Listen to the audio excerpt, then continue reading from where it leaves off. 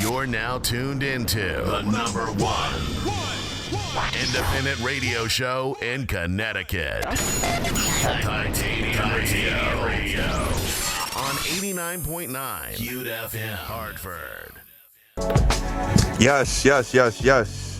Titanium Radio at Titanium_radio. Your boy B Davis, DJ QT on the ones and twos. Shouts out to Darius. Shouts out to Fuji. Shouts out to the whole team, man. We got a special guest in the building. Man. We got my homie Cliff Mula in the building. We got my girl Corinne Tryon in the building. How y'all feeling? Feeling good, man. Great. Thanks for having me on. Yeah, for sure, man. Cliff, you just brought up a moment in time last year when I walked by you guys. I didn't know Corinne was out there at the time, but I walked by you downtown at the UConn parade, right? Yeah. The UConn parade? Yeah. After the parade, you were doing some content for Off the Cliff. Yep. Check out Off the Cliff on YouTube, Instagram. Yeah, tell the people exactly what Off the Cliff is, because I think it's one of the most hilarious platform shows in Connecticut. Like, you got something right there. Oh, thank you. Off the Cliff is pretty simple. Me and Corinne and some other CT comics. Shout out to CT. We got a great comedy scene. Always got to say that. We go out, we pretty much drink, smoke a little, and then we go out interview crazy white people on the street saying crazy stuff. You know, some black people too, but yeah. It's an interview series. Yeah. So like I think it's two things that are really hilarious. The questions that you ask the people and the people that you ask the questions to. So how do you kind of target the people? Like, is it like he's drunk? Or no, or you gotta or just he look, read them. How do you read them? You gotta read them. It depends on what they say. Like, you be walking around. Some people, if they're excited, like you got a camera and a mic, then you ask them first. If they kind of shy, some people literally walk up to us and they're like, "We want to answer the questions," because they're drunk and they see a camera and everyone wants their 5 minutes. Yeah, pretty much. Everybody want to be hot to her. Yeah. How does that? I mean, me and my boy Kennard, we talk about this all the time. Like, we see it. Everybody sees it. Everybody's a content creator nowadays. Like, if you on social media nowadays, it doesn't matter if you're grandma, your auntie, niece, nephew, whoever it is. If you on social media, you're creating content and you trying to monetize yourself. How does that play a part in those on the street interviews? And is there more people trying to do what you kind of doing? You saying like in Hartford? Yeah. I don't really see too much people because we normally go out to like Blueback Square, like the West Hartford area.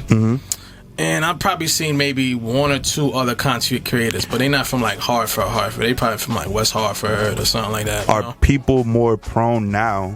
Because you've been doing this for how long? 3 years. Off the Cliff. The Off the Cliff for like 3 years. Are people more prone to jump in front of the camera and answer the questions now more than 3 years ago? They like it because I've been to San Diego, and they just lame. They don't really. I just know I was an East Coast dude because they don't have the same sense of humor. They don't speak what's on their mind out there. But like here, everybody's more open. Like being in Boston or New York is just like everybody. I'm gonna speak my mind. I don't care. Yeah. You know, in San Diego, they kind of like more PC from my experience. Word. Growing up in Hartford, how did comedy, how did laughter kind of play a part in your childhood? Because I used to rank a lot, man. People used to rank me. So I had to like rank them back. And then, you know, sometimes it'd be like fist fights and stuff like that. Or, you know, it was just, you know, you from Hartford too. So people just speak what's on their mind. Especially going to Weaver. Somebody be walking down the street, walking down the hallway, you ugly, and they say something bad. And then this is how it was. But how do you turn that into a craft? Or, I mean, it's kind of like it becomes a survival skill from where we from. But then how do you turn that into a craft and then, I mean, you just mold that into something that you can perform in front of other audiences? I mean, with me, I think comedy has different genres. Like whatever you like, could be like I tell stories from my life. So I'm just like, if you can tell a good story, you could be a comedian. That's how I see it. If you're interesting, you're funny, you know, you bring people in. You got the charisma or something, you can be a comedian. Was there anybody growing up that was like an excellent storyteller, or somebody that when they told the story, you was like, oh man, this is comedy. This is how you tell a story. I'm gonna say my boy Slugman. He don't like that nickname, but that's like the friends in a friend group, we call him Slugman, or some people they call him Gooch. I went to Weevil with him too. He was like, I'm a comedian, I'm funny, but there's dudes I grew up with, they're funnier than me. But like Slugman was a great storyteller. Like he would do a little like act outs and skits when we was like 16, 17. We could say weed on here. Yeah, we was like smoke weed and do dumb stuff. Like he should be a comedian. Like he'll tell me about stories about him being with like girls and stuff like that. I'll be just sitting there laughing in the car, just drinking, smoking with him. Yeah, I don't know, just funny. Yeah. Now I always thought that I agree with you. I think growing up, we grow up around like naturally funny people, and they exhibit that through the stories that they tell. And oftentimes it's not the best stories. It's not a story with a happy ending. It's probably dark story. And we say like nonchalant, like you see if your boys talk about socking somebody or put somebody in the face, throw them over domestic dispute, over the bridge. But it's like it just turns into hilariousness. Yeah. It's like, nah, this dude is funny, man. This dude is funny. It's just, I don't know. Corinne, man, tell me about your comedic journey. Like, what brought you to the stage, and how did your environment kind of mold who you are as a comedian? So I feel like it's kind of similar. I grew up in Enfield, so it's not anywhere near Hartford level, but I feel like being from New England and like this region is we're all roasters at heart, you know, like we're very honest people. And so from a young age, it's just I have two younger brothers. I'm the oldest girl, so I got used to getting roasted, and you got to give it back. And so I feel like that's a huge part of it. And my evolution, I'm still a newbie. I've only been doing comedy for August will be 2 years. So I've made some really great connections, meeting people like Cliff and knowing the right people, and also being funny and being able to, you know, have opportunities to be on his show and doing off the cliff stuff with him. And so I feel like being in New England's the best place to do comedy, in my personal opinion. That's interesting. Have you done any shows outside of New England? Technically New York, but I consider New York New England. You know, it's the same type of vibe. So no, not technically yet, but hopefully one day. How about you? I've been out of the country twice. I've been to Canada, I've been to Mexico, and I was in Texas, and I did some shows out in Cali before. So what's like, because you hear a lot of comedians talk about performing in white rooms and performing in front of black people, different type of jokes that could tell, different type of laughs they get. Like, what's your experience with that? And especially coming from Connecticut, where there's a lot more. There's more black people than you think. There's more black people than maybe I would presume, but I often see a lot of my comedian friends performing in front of white people. I mean, yeah, it's nothing but white people here. I was gonna say crackers. Can I say crackers? Don't get them started. No, you can't say that. No. My fault. I still said it anyway. No, a lot of Caucasians. All right, it's my first time learning how to speak in front of, not myself. This is Cliff's first time speaking ever. I'm a baby, but no. I was gonna say, it's a lot of white people here. I say the difference between white and black is like black people, we gonna judge you more. We might not like you because of the way you dress, or you might look like someone that robbed us. You like, with black people, you got 30 seconds to get them on board. White people, they're more patient and take 2 minutes. Black people, like, you got a first joke. You know what I mean? First joke. But let me tell you, as a white woman, it is the best feeling to kill in a black room. I was going to say, what's the satisfaction? It's the worst. Like? It's the worst when you bomb. Yeah, it's the worst when you bomb it, but it is the best feeling when you land it. What's that experience like when you actually like land it? When you get the crowds when going you get the in props stitches? From people that, like Cliff was saying, I feel like it is this kind of like ranking system of who can roast better, and like the average black person is funnier than me, and so I gotta prove myself. Right. It's just black the people truth. think they can do it too. Yeah, they think they can do a better job than you. They could. Like, It's true. Yeah, that's so funny. That's an interesting way to look at it. But so have you gotten to any situations where somebody from the crowd was going back and forth while you were on the stage, trying to, like, Like you mean like trying to like talk about what I'm doing and that they're not impressed? Yeah, something like that. For sure, absolutely. If there's a comedian that says that they haven't had that, they're lying. Like, you know, that's just part of it. You're not everyone's cup of tea. Yeah. And so it is about learning what works with certain types of people. And I think that's why, you know, I didn't want to interject before, but I think that's why Cliff is so great, and we're all great at going, who in this crowd is going to be good to interview, because we're very judgmental. We're good at judging the crowd. We're good at judging people and kind of assessing their mannerisms and how they act to each other and how they might react to what we're going to ask. Wow. No, that's a lot of like you said, reading people in the moment. It's a lot about that's a huge part of being a comedian. You know, when you start doing crowd work, if you open up that door, you have to know, you have to be ready for the person that you're talking to. See what type of person they is. Yeah. And, you know, oh, you're the type of person that blah, blah, blah. Right. And some of them might laugh because, like, you really read what's on their mind, who they are. Right. Nah, it's almost, I was like compared in my head to almost being a DJ and reading the room and being able to know exactly what somebody wants to hear. You're good at judging a room. Yeah, you know, it is. It's part of it. It's just like an actor or anyone that's good at artistic talent. You know, I feel like you're good at judging people. So, I mean, I know it comes with experience, but like, you know, going through the journey of knowing what people want to hear, what people want to laugh at. Like, talk to me about that. Like, going into white rooms and being a black guy. And I pretty much do my thing. I be myself no matter where I go. If you don't like it, I just walk off. Like mid-set? Yeah. I've done that before. If I'm not gonna waste your time, definitely my time. So I'm gonna walk off. You're not feeling me, cool. Yeah. Don't even acknowledge it, because I'm a sore loser. If nobody likes, I'm like, put the mic up, walk off. Is that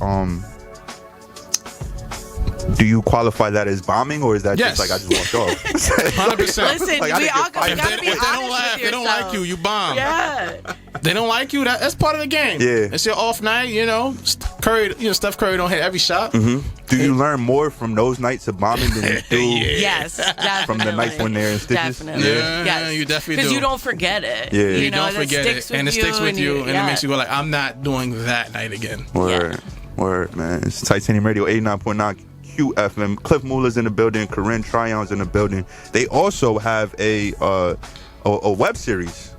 Yes. Called Hartford 911. Check it out. It's on YouTube right now. Hartford 911. What was the inspiration, the motivation to do a web series? I was helping my boy Ish. Shout out Ish Gupta. He has a roast battle going on. Check out Roast Battle CT. Roast Battle Hartford is #1 in the Roast Battle League. We are getting into the major leagues. We're getting into the major leagues. We're in the minor leagues right now. I gotta break that down for me right now. Like what? So it's a roast battle league. Yes. Hartford's #1 in the Hartford's #1. You didn't even know till right now. Right. So that's why I'm proud. I need to know about that. Yeah, it's more mainstream, more white people stuff. But it's a national roast battle league. Yeah. And it's run by Brian Moses, and he's been doing this for the last 10 years, I want to say. And they just started essentially a minor league. So you got huge cities like New York City and Chicago and LA and all across the country that are battling each other. But now you got smaller cities like Hartford. They've got Philadelphia on there. They also have Berlin. In Germany.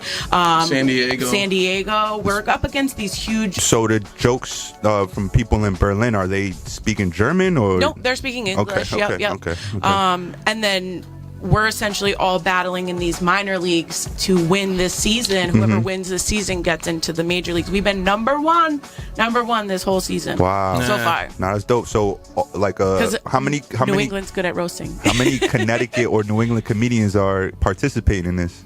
All of us. That's a good amount. There's a lot of CT comedians because we do it once every...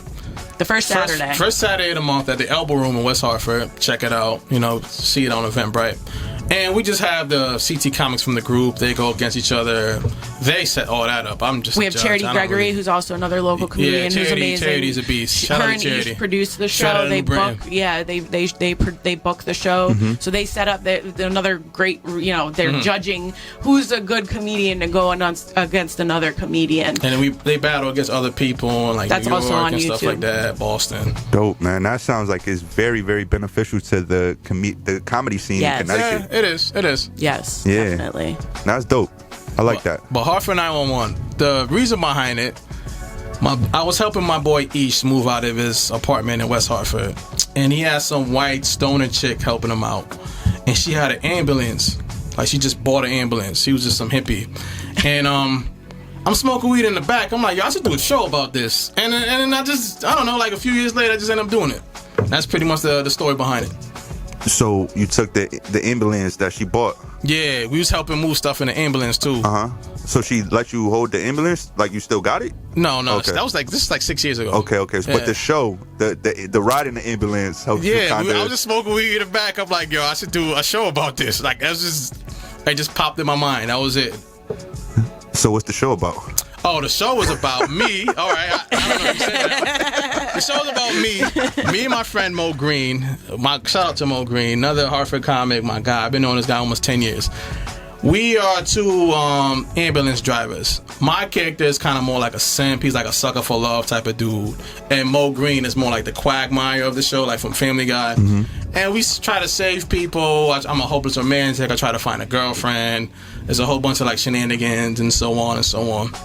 They are the worst EMT. Yeah, we worse. I'm not trying to give out too much, but it's like maybe like Reno 911 style. That is the best way to describe it, like a Reno 911 style, where it's silly, silly. And we try to save people, absurd, and my character sells weed on the side. It's whatever. How'd you cast the show? Because I see a lot of other comedians are in the show too. People I know and I vibe with. Yeah, that's it. Yeah. I can see somebody on stage and just like, I think he could be this, and then that's how we do it. Yeah.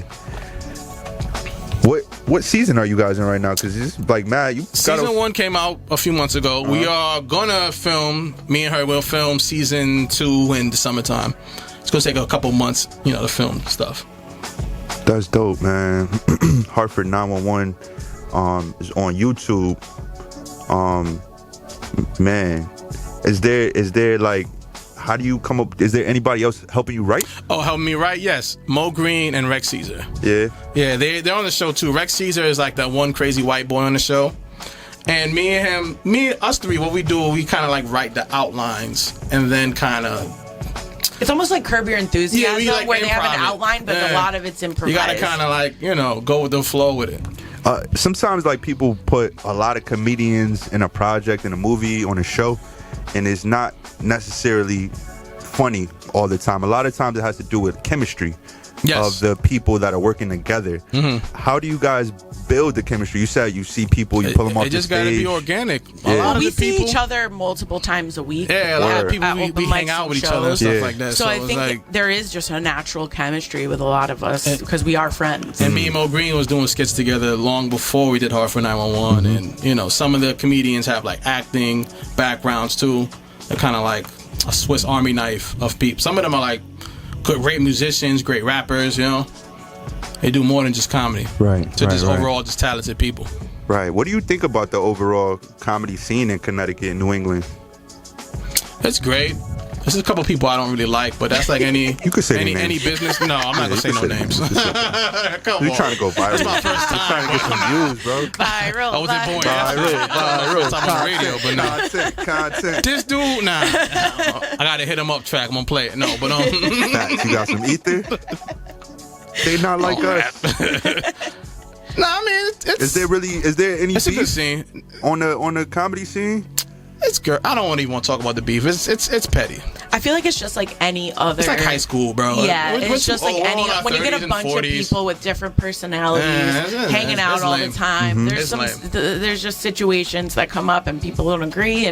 But I feel like it's crazy too. This is the only like thing that I've done in my life where like that still happens and people still show up and they just ignore each other. That's essentially because everybody's there essentially to do comedy, and that was a big thing for me. Like when I first got in as a woman, a lot of men come after you. I was gonna ask, what about the comedy relationship, the comedy love scene? And I made it very a huge point to not even. I'm here to do comedy. Boundaries. Yes, exactly. We're all colleagues. That's how I treat it. We're just all reminded me of Players Club. You ever seen Players Club? No, I haven't. She's like, I'm just here to dance. Yeah. I'm just here, and that's it. I'm here to dance for y'all, and that's it. That is what I'm here for. Okay. I mean, as a man, that's great because yeah, because I can't say the word, but there is a word that we have for it's called women. suckle effer. Yes, that they chase men typically. I've had plenty that's of groupies. groupies. Yeah, they're chuckle essentially. effort. It's like high school. Chuckle effort. If you know, I'm gonna say comedy groupies. Yes, it's nice. some Especially some for men. 304s, man. That's Some nice. 304s. That's nice. You sound like I said that 304s. You learning? I'm learning, man. Media, baby. Yeah, so we got some comedy 304s, man. I mean, I It's feel nice. like whenever there's groupie love, that means that it's a viable scene. Yeah, I mean, we gotta be doing something. Yeah. I feel like especially since Ish, got us involved with the roast battle scene because we're so much more involved with New York City now. We're so much more involved with Boston. It's just branched out and made people realize that we do have a good scene. We have a really great scene. Yeah. And there's a lot going on here. There's a lot of really great comedians here. There's a lot of comedians that have moved to New York that we know that have gotten really popular recently, and they started here. So I think there's a lot of great comedians. Man, I love what Cliff Mula is doing. I love when people take it to the streets. They bring their craft outside, and they're still funny. You know what I'm saying? Because people are thank you. People are good. Like we talk about. In hip hop, we have like studio gangsters. Like you could be tough in the studio. You could be funny behind the camera. But when you go outside and you funny on the streets, you're making people laugh on the streets. You're actually really funny. And I knew that about you before I met you, just watching your content. So that's something that I appreciate definitely that, man. comes across. Thank you. I appreciate that a lot, man. For real. Cliff's also a great judge on the roast battles. He's our resident judge, and he does not he's off the cuff, and it's crazy the stuff that he comes up with. Yeah, I gotta. You gotta check out the roast battles for sure. But seeing him on the street is great as a camera person, and also because we kind of swap off. Sometimes you hold the camera, and then I'll ask people, and he's just so good with just the off the cuff, quick, witty, funny stuff. It's great. Word. Thank you, man. I appreciate that. As a new comic, how do you work on being witty and off the cuff and practice? Funny? It's the hours, man. I actually was watching something the other day. Dave Chappelle had a situation where he had a heckler, and they were also a comedian, and he's like, "Listen, man, I see that you want to be where I'm at, but you got to put in the hours." That's a and fact. it's really it's about stage presence. You got to learn how to talk to people. You have to learn your material, because you can say it a million times in the mirror, but when you get on a stage and someone starts interrupting you, can you get back to it? Do you know your material good enough? And all of that comes with time. And that's why I'm really grateful that early on, Cliff's the one that put me on my first show, actually, and that was the catalyst. I haven't not been booked since, and that was only 3 months in. Wow. And that's not the average experience, but I've had more time to have exposure to real audiences, not just a million other comedians, because that's what it is every other day of the week, is it's all of us comedians just telling each other the same jokes over and over again, but it's the practice. That's ultimately what it comes down to. Just like anything else, whether it's a rapper, a DJ, a comedian, it's just the hours invested. Yeah, for sure. Cliff Mula, man, what are we looking forward to in 2025, man? I'm gonna put out more content, and that's pretty much it. He's got a dating show coming out. We just filmed. Oh yeah, the dating show. That's what I wanted to talk about. Yeah. You got It's called a Cliff Mula Show. What's the theme behind it? The overall theme is, I ain't gonna lie, I kind of bit it off this guy. Pause or whatever. I don't know. Thank you. We do that. We do that. But Pause. I took the idea from this guy named Kevin Lang, and what I'm doing is I'm gonna do like a dating show. Guess who this person is show. Just a show where it's just funny. Get a bunch of funny people. I think Coco's gonna be on one episode. Shout out to Coco. He's a funny dude. Barber from Hartford, well known. Everybody knows Coco. But me and other comedians and Quinn. Oh, I'm sorry. Corinne is on it as well. She's the host. And we're gonna do blind dating, all types of variety type of shows. We're gonna make that soon. We actually hired a model for that, and she was awesome. She did a great job at riffing with us, with a bunch of other comedians. She did a great job. Yeah. That's dope. I can't wait to see it. Yeah, we're just gonna flood the streets with content like it's drugs, man. That's the only goal. Hey man, you gotta be like Nino at the Carter out here. Yeah, you gotta have everything, man. Apes, quarters, halves, all that, man. You gotta have all that. And content. Yeah, content. You know what I'm saying? You want 5 minutes, 10 minutes, 15 minutes, 30 an hour seconds, special, a minute. What you want? That's all I want to do. I want to quit my job and do stand up forever. You know what I mean? Just make funny stuff. I was gonna say something else, but make funny stuff and you know, make high 6 figures, maybe in millions, whatever. Not? You know what I mean? Why not? there's only one Cliff Mula in Connecticut, so I think That's a fact. that's your advantage right now, man. Yeah. Honestly, you are leading the pack. I feel like. Oh, for real? Nobody's been outside. No comedian really goes outside. I mean, you gotta shout out Jugga though. I like Jugga. Jugga Is he a comedian though? He's more of a personality, but I like seeing him He at ain't touched the 860 stage. Chris. He ain't touched the stage. I did. He did the elbow room once. Really? Okay. Yeah, I seen him Shouts doing out once to or twice. Jugga. He's bringing his people. Shouts out to Jugga. I I don't think that's enough to call him a comedian, but no, but I'm saying he's a personality. Shouts He's out an to him. entertainer. For He's sure, an for overall. sure. He's an entertainer, 100%. For sure. Absolutely. He got something going on with him. You got to shout out him. absolutely. That was my favorite thing about starting comedy is that a lot of people, like you were saying, talk about it, but they don't be about it. That's what I'm saying. And all of us, when we say we're going to do something, we do it, you know? Love it, man. Corinne Tryon, Cliff Mula, Hartford 911. Go watch that episode, man. I guarantee you gonna be like, oh no, this is funny. This is funny. Then go follow Cliff Mula, and I guarantee you gonna be like, yo, this dude is funny. And Thank you. And these white people are crazy out here. Man, these honkies is crazy, man. These white, you trying to get us canceled, man. I see what you're trying to do. Rein it in, rein it All right, in. that one I was trying to see if it could pass by. I ain't gonna lie. The first time I was just being myself. Second time I was trying to be smooth. Listen, All right. man, we have I an average of probably 15 listeners, and one of them is a white man. I'm sure of You it. probably He's think mad. it's funny. He actually set up all this equipment. Oh, I never. I quit, man. Yo, it's Titanium Radio. Keep it locked. Tune into your radio.